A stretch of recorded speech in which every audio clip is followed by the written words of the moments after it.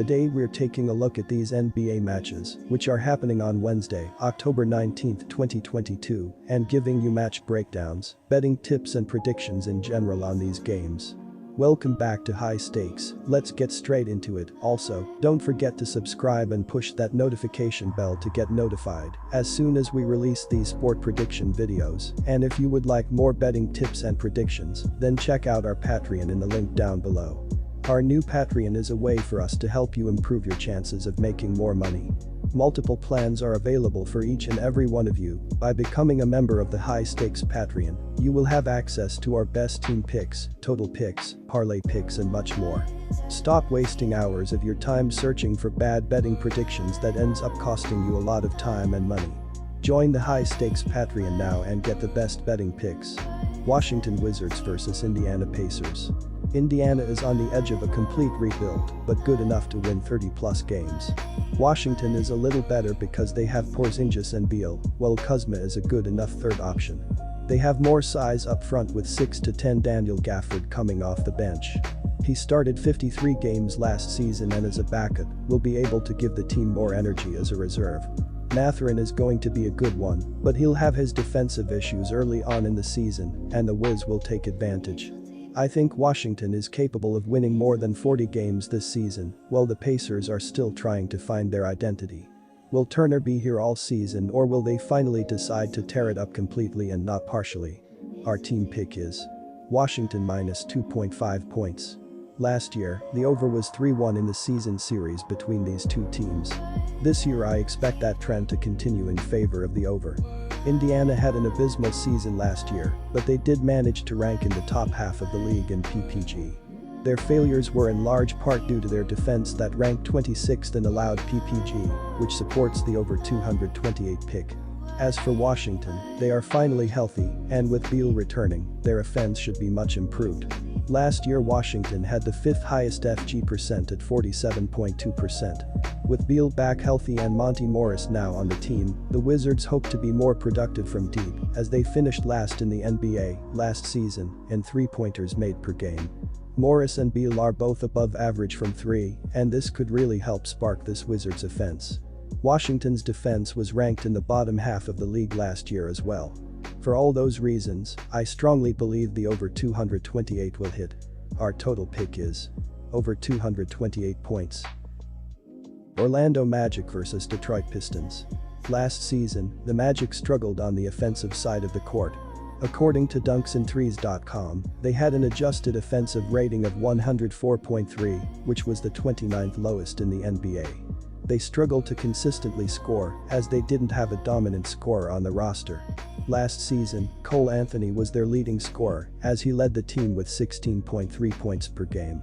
The Magic also only shot 53.2% from the field, which was the 15th highest effective field goal percentage in the league. Watch for Jalen Suggs and Paolo Banchero, as these two young stars will be looking to carry more of the offensive load this season. Orlando also struggled to shoot from behind the three-point line last year, as they had the 28th highest three-point shooting percentage in the NBA. They only made 49.6% of their threes, as they struggled from behind the arc.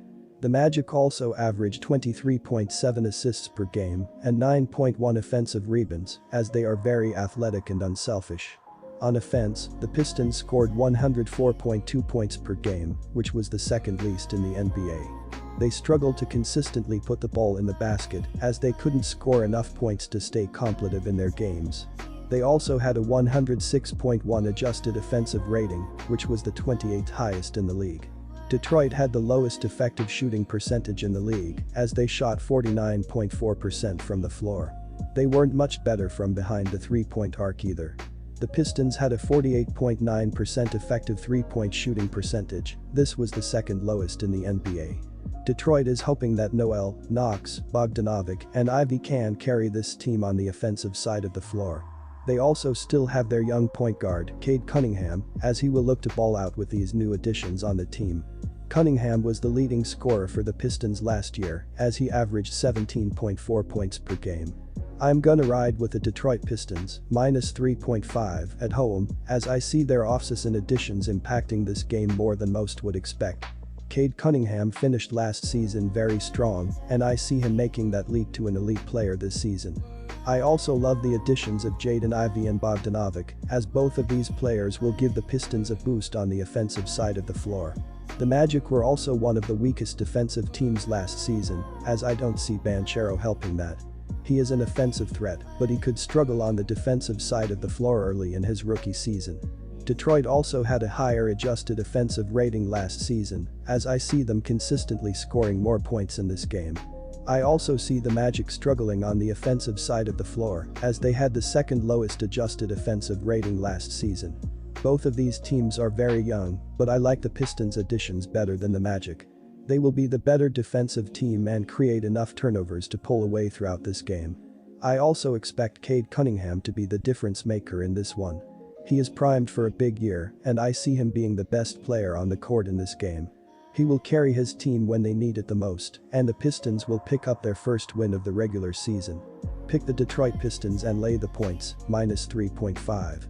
The Orlando Magic were able to keep their players as center Mo Bamba, center Bol Bol, and shooting guard Gary Harris all returned to the team this offseason.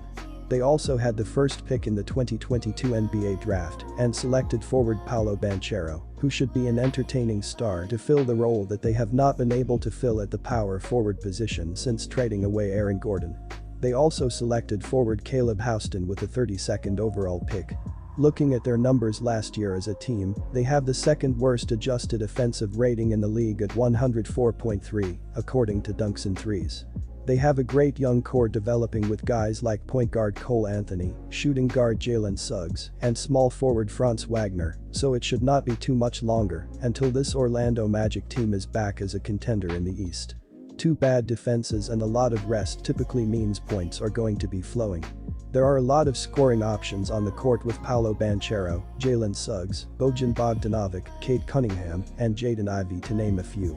During the preseason, both teams were sloppy with the basketball, as the Pistons averaged 19.5 turnovers per game, while the Magic were a notch below them at 19.2 turnovers per game. That leads to easy transition baskets and more points being scored. Detroit also committed 26 fouls per game in the preseason, which means Orlando will head to the free throw line often and make sure the total continues to rise. The over has hit in 4 of the last 5 games against one another, so go with over 217 points in this game as well.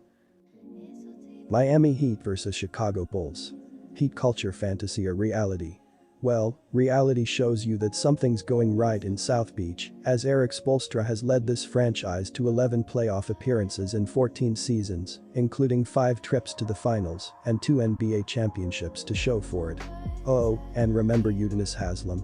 Yeah, well, he's still suiting up at 42 years old in his 19th season for the Heat. Welcome to Miami, bienvenido a Miami.